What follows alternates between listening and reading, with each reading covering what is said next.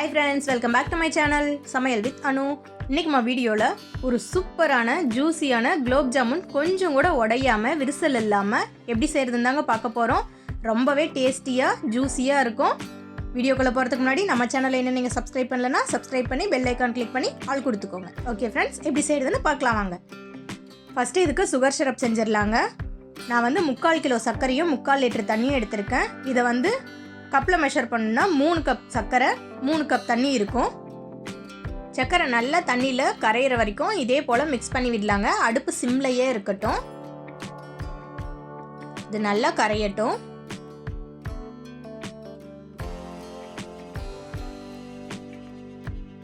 பாருங்க, இப்போ நல்லா கரைஞ்சி பாகு கொதிக்க ஆரம்பிச்சிருச்சு. இது ஒரு 5 நிமிஷம் போல் இதே போல் கொதிக்கட்டும். ஹை ஃப்ளேமில் வச்சுக்கலாங்க. 5 நிமிஷம் ஆயிடுச்சு. ஃபைனலாக ஏலக்காய் தூள் சேர்த்து அடுப்பை ஆஃப் பண்ணிடலாம். கம்பி பதமெல்லாம் எதுவுமே இல்லைங்க. 5 நிமிஷம் கொதிச்சா போதும். இப்போ அடுத்ததாக ஒரு மிக்சிங் பவுலில் குலாப் ஜாமுன் மிக்ஸ் எடுத்துக்கலாங்க. இது கடையில் வாங்கின ரெடிமேட் குலாப் ஜாமுன் மிக்ஸ் தான். நீங்கள் எந்த பிராண்டு வேணாலும் எடுத்துக்கலாம். 1 கப் அளவுக்கு குலாப் ஜாமுன் மிக்ஸ் மாவு சேர்த்துருக்கேங்க. அதுக்கு 1/4 கப் அளவுக்கு தண்ணி சரியாக இருக்கும். ஒரே அடியாக தண்ணியை ஊற்றிடாமல் இப்படி கொஞ்சம் கொஞ்சமாக சேர்த்து சப்பாத்தி மாவு பதத்துக்கு பிசைஞ்சு எடுத்துக்கலாங்க.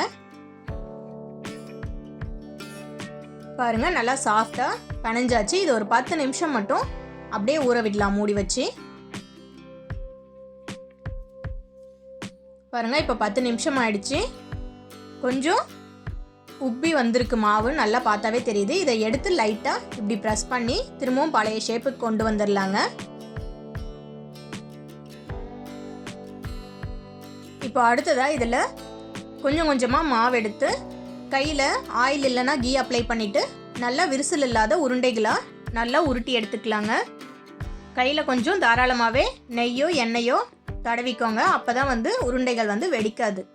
நல்லா லைட்டாக ப்ரெஸ் பண்ணி நல்லா ரவுண்ட் ஷேப்பில் உருட்டி எடுத்துக்கலாங்க.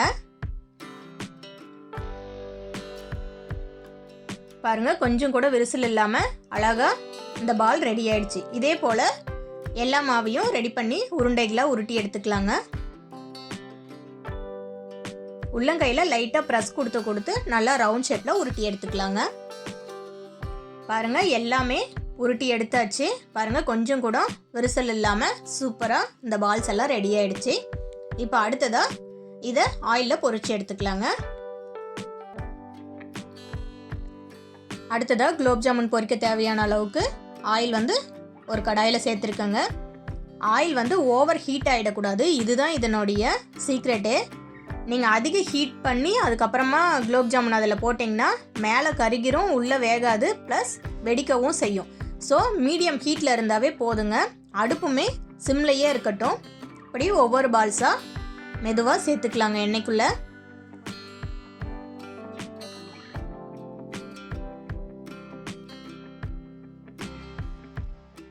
அது வேகிறதுக்கு நல்லா ஸ்பேசியஸாக இடம் விட்டு கொஞ்சம் கொஞ்சம் பால்ஸாக இதில் சேர்த்து லைட்டாக கலர் சேஞ்ச் ஆகிற வரைக்கும் அதை டிஸ்டர்ப் பண்ணாமல் இருக்கணுங்க. அது கொஞ்சம் கலர் சேஞ்ச் ஆனதுக்கப்புறம் இப்படி கரண்டியில் லைட்டாக தள்ளி விட்டிங்கன்னா அது எல்லா பக்கமும் ஒரே ஈவனாக வெந்து வருங்க. இது நல்லா கோல்டன் ப்ரௌன் ஆகிற வரைக்கும் வெயிட் பண்ணலாம். பாருங்கள், சூப்பராக கோல்டன் ப்ரௌன் ஆகிடுச்சு. இப்போ இதை தனியாக எடுத்து வச்சுக்கலாம். இதை டைரெக்டாக அப்படியே எண்ணெய்க்குள்ளேருந்து எடுத்து பாகில் சேர்த்துட வேண்டாங்க. தனியாக ஒரு பிளேட்டில் வச்சுட்டு அதுக்கப்புறமா பாகில் சேர்த்துக்கலாம். அதே போல் பாகில் சேர்த்தும் போது ஒன்று ஜாமுன் சூடாக இருக்கணும், இல்லையா பாகு சூடாக இருக்கணும். ரெண்டுமே ஹீட்டாகவும் இருக்கக்கூடாது, ரெண்டுமே ஆரியும் இருக்கக்கூடாதுங்க. இந்த மாதிரி சின்ன சின்ன டிப்பை ஃபாலோ பண்ணோம்னாவே நம்ம சூப்பரான குலாப் ஜாமுன் செஞ்சிடலாங்க. பாருங்கள், இப்போ குலாப் ஜாமுன் கொஞ்சம் ஹீட்டாக இருக்குது, பாவு ஆரி தான் இருக்குது. இப்போ அதில் சேர்த்தாச்சுங்க. நல்லா மிக்ஸ் பண்ணி விட்டுறலாம். அவ்வளோதாங்க, இதை மூடி வச்சிடலாம். இப்போ அடுத்த பேட்ச் வெந்துட்டு இருக்குது.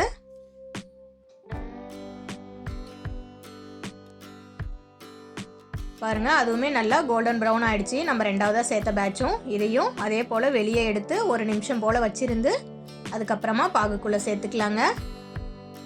பாருங்கள், ஃபஸ்ட்டு போட்டது நல்லா ஊறி இருக்குது. டிஃப்ரெண்ட் தெரியுதுங்களா? போடும் போதும் அடுத்தும் நல்லா ஊறி இருக்குது. இப்போ இதையும் சேர்த்து ஒரு 4லேருந்து 5 மணி நேரம் நல்லா ஊற விடலாங்க.